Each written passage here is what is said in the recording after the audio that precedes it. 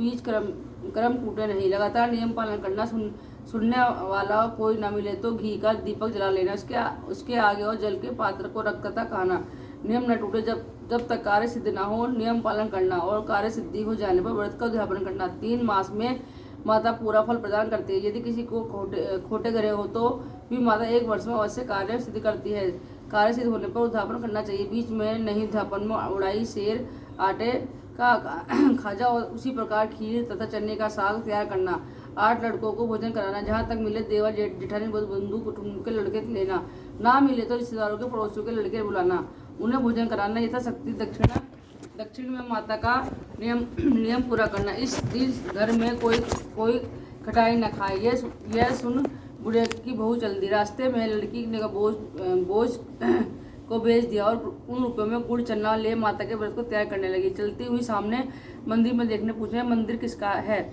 वह कहने लगे, माँ संतोषी का मंदिर है। यह सुन माता के नियम कुछ जानती नहीं थी। मैं बहुत दुखी हूँ, हे माता जगनी, मैं दुख को दूर करो, मैं तेरे शरण में हूँ। माता की दया आई। शुक्रवार बीत की। दूसरे शुक्रवार को वह उसके पति का पत्र आया। तीसरे को उसका भेजा हुआ पैसा आ पहुंचा। ये देखकर जेठानी का मुंह सिकोड़ने लगे। इतने दिनों बाद इतना पैसा आया कि उसमें क्या बढ़ाया है? लड़के ताने देने लगे। काकी के पास अब पत्र आने लगे, रुपया आने लगा। अब तो काकी की खातिर बढ़ेगी, अब तो काका की बुलाने से भी नहीं आप बोलेगी। बेचारी सरलता से कहने लगे, भैया पत्र आवे रुपया आवे तो हम सबके लिए अच्छा है। ऐसा कहकर आंखों में आंसू वह संतोषी माता के मंदिर में मातेश्वरी के चरणों में गिरकर रोने लगी। माँ, मैंने तुमसे पैसा नहीं मांगा, मुझे पैसा की क्या काम है? मुझे तो अपने सुहाग से काम है। मैं तो अपने स्वामी के दर्शन और सेवा मांगती हूँ। तब माता ने प्रसन्न होकर कहा, जा बेटी, तेरा स्वामी आएगा। यह सुनकर खुशी से बावली होकर वह घर जाकर काम करने लगी। अब संतोषी माँ विचार करने लगी, इस भोली बुद्धि से मैंने कह तो दिया है तेरा पति आएगा, पर आएगा कहाँ से? वह तो सपन में ही भी याद नहीं करता, उसे याद दिलाने मुझे जाना पड़ेगा। इस तरह माता उस बुढ़िया के बेटी के पास जाकर सपन कहने लगी। इस साहूकार के बेटे सोता हुआ जागा हुआ कहता है कि माता, मैं माता सोता भी नहीं हूँ, जागता भी नहीं हूँ, बीच में यूँ कहिए क्या ज्ञान है? माँ कहने लगी, तेरा घर बार या नहीं? माँ बोली, पुत्र तेरी घरवाली बहुत कष्ट उठा रही है। बोली माता, ये तो मुझे मालूम है, परंतु जाऊँ कैसे? परदेश की बात है, लेन देन का कोई हिसाब नहीं है, कोई जाने का रास्ता नहीं नजर आता, कह जाऊँ? माँ कहने लगी, मेरी बात माँ, सवेरे नहा धोकर संतोषी माता का नाम ले, घी दीपक जलाकर दंडवत कर दुकान पर जा बैठना। देखते देखते तेरा लेन देन चुक जाएगा, जमा किया माल बिक जाएगा, सांझ होते समय धन का ढेर लगा जाएगा। अब तू वह सवेरे बहुत ही जल्दी उठ, बंधु से अपने सपने की बात कहता है।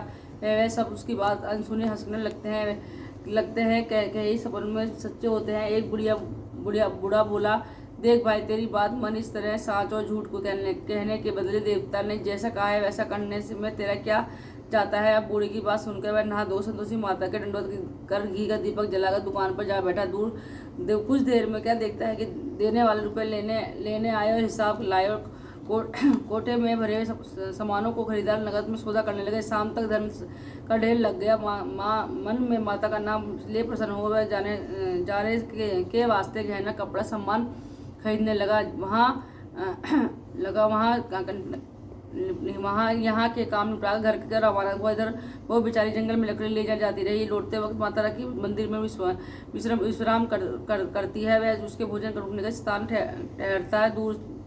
दूर उड़ती हुई माता से पूछती है, माता ये धूल कैसे उड़ रही है? माँ कहती है, पुत्री तेरा पति आ रहा है, अब तू ऐसा कर, लकड़ियों का तीन बोझ बना, एक नदी के किनारे रख, दूसरा मंदिर के पास, तीसरा सिर पर रख। तेरे पति को लकड़ी का गट्ठा देकर मोह पैदा होगा, वह यहाँ रुकेगा। नाश्ता पानी बना खाकर माँ से मिलने जाऊंगा। तू लकड़ी का बोझ उठाकर जाने और बीच में चौक पर गट्ठा डालकर 3 आवाजें जोर से लगाना, लो सासू माँ लकड़ी का गट्ठा, लो भूसे की रोटी दो, नारियल के कपड़े पानी दो, आज कौन मेहमान आया है? माँ की बात सुनकर वह बोली, बहुत अच्छा माता जी, कहकर पसंद हुए लकड़ियों को 3 गट्ठे ले जाती है। एक नदी के तट पर, दूसरा मंदिर पर, तीसरा अपने गट्ठे ले जाती है। नदी किनारे मंदिर पर रखकर उतने में ही मुसाफिर आ पहुंचा। सूखी लकड़ी देख उसकी इच्छा हुई कि अब वह निवास करे और भोजन बना ले। पीकर गाँव को चले।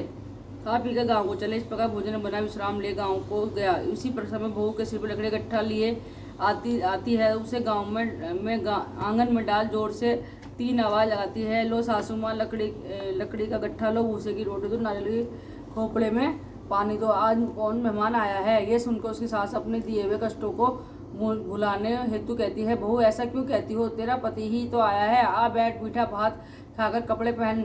इतने में आवाज़ सुनकर स्वयं बाहर आते हैं तो आंखें अंगूठी देख व्याकुल हो जाता है। माँ से पूछता है ये कौन है। माँ कहती है बेटा ये तेरी बहू है, आज 12 वर्ष हो गए हैं जब से तू गया है, तब से सारे गांव में जानवर की तरफ रखती रहती है, काम काज घर का कुछ करती नहीं है, चार समय खा जाती है। अब तुझे देखकर भूसे की रोटी डालकर खोपड़े पानी मांग रही है, वह लज्जित हो जाता है। ठीक है माँ, मैंने उसे भी देखा है और तुम्हें भी। अब मुझे दूसरे घर की चाबी दो, मैं उसमें रहूँगा। ठीक है बेटा, जैसे तेरी मर्जी। यह कहकर माँ ने चाबी का गुच्छा पटक दिया। उसने ताली का गुच्छा लेकर उसे कमरे का खाता खोलकर सारा सामान जमाए। एक दिन में वह राजा के महल जैसा ठाट बाट बन गया। अब क्या था, वह सुख भोगने लगी। फिर पश्चाताप अगला शुक्रवार आया। उसने पति से कहा मुझे माता का अध्यापन करना है। उसका पति बोला बहुत अच्छा है, खुशी कर ले। तुरंत वह अध्यापन की तैयारी करने लगी। जेठ के लड़के ने भोजन के लिए कहने लगी। उसने मंजूर किया, परंतु छिटानी उसने बच्चों को खिलाती देख रही थी। भोजन के समय उसने लोग खटाई मांगना, उसने उसका अध्यापन पूरा न करने लड़के जिमने लगे। खीर पेट भर खाई, परंतु बाद याद आते ही कहने लगे हमें कुछ खटाई खाने को दो, खीर खाना है, हमें भात नहीं। देखकर अरुचित हुई लड़की उठ खड़े हुए, बोले पैसे लाओ। बोली वे कुछ जानती थी, सो उसने पैसे दे दिए। लड़की उसे समय उठकर इमली ले आए खाने लगी। यह देखकर बहू माताजी ने कोप किया। राजा के पुत्र उसके पति को पकड़ ले गए। जेठानी मन माने खोटे वचन कहने लगी। लूट लाट कर इकट्ठा किया था, सो राजा के दूत उसे पकड़ के ले गए। अब सब मालूम हो जाएगा। जे रोटी खाएगा बहू के ये वचन सहन नहीं हुए। रोती रोती मंदिर के में सो गई। कहने लगी माता तुमने ये क्या किया, ये हंसकर क्यों रोने लगी। माता बोली पुत्री तूने अध्यापन करके मेरा व्रत भंग कर दिया है। इतनी जल्दी सब बातें भूली थी, इतनी भुला दी। यह कहने लगी माता भूली तो कुछ नहीं हूँ, ना कुछ अपराध किया है, मुझे तो लड़कों ने भूल में डाल दिया, मैंने भूल से उन्हें पैसे दे दिए, मुझे क्षमा करो। माँ बोली अब भूल मत करना। वह बोली अब भूल नहीं करूँगी माता, अब बताओ कैसे आऊँगे। माता बोली पुत्र जब तेरा पति मुझे रास्ते में ही आता मिलेगा। वह निकली, रास्ते में ही उसका पति उसे आता मिला। उसने पूछा कहाँ गए थे। वह कहने लगा इतना धन जो कमाया था उसका टैक्स राजन ने मांगा था, वह भरने गया था। वह प्रसन्न हो बोली भला हो अब घर चलो। कुछ दिन बाद फिर शुक्रवार आया। वह बोली मुझे माता का अध्यापन करना है। पति ने कहा करो। वह फिर जेठानी को भोजन करने को कहने लगे। जेठानी ने 1-2 बातें सुनाई और लड़कों को सिखा दिया कि तुम लोग पहले से ही खटाई मांगना। लड़के खाना खाने से पहले ही कहने लगे कि हमें खीर खाना नहीं है, जो बिगड़ता है कुछ खटाई खाने को दो। कुछ बिगड़ता है क्या। बहू बोली खटाई खाने को नहीं मिलेगी, खाना हो तो खाओ। वह कहकर ब्राह्मणों के लड़के बुलाकर भोजन कराने लगी।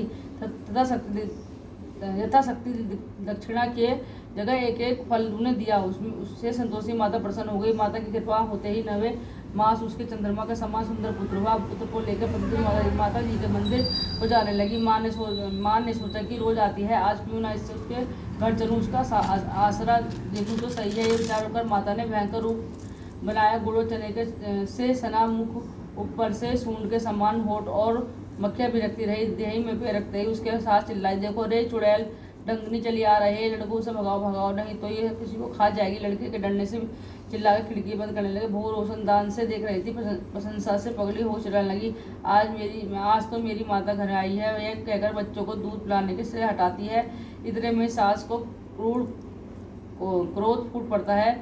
मेरी बहू इसको देखकर कैसे उतावली हो रही है, जो बच्चों को पटक दिया। उसने माँ से प्रताप से जाकर देखा, वह लड़के नजर आने लगे। बहू बोली माँ जी मैंने इनका व्रत किया था, वह संतोषी माता है। इतना कह झट से सारे घर के किवाड़ खोल दिए, सामने माता चरणों पकड़ लिए और विनती करने लगे। हे माता हम मूर्ख हैं, हम अज्ञानी हैं, तुम्हारे व्रत करने की विधि हम नहीं जानते, तुम्हारा व्रत भंग कर हमने बड़ा अपराध किया है। हे माता आप हमारे अपराध को क्षमा करें। इस प्रकार माता प्रसन्न हुई और हे माता बहू को जैसा फल दिया है वैसे सबको देना। जो यह कथा कहे सुने उसका मनोरथ पूरा करें। बोलो संतोषी माता की जय। माता को बोला शाम के टाइम संतोषी माता। संतोषी माता की आरती। जय संतोषी माता मैया, जय संतोषी माता, अपने सेवक जन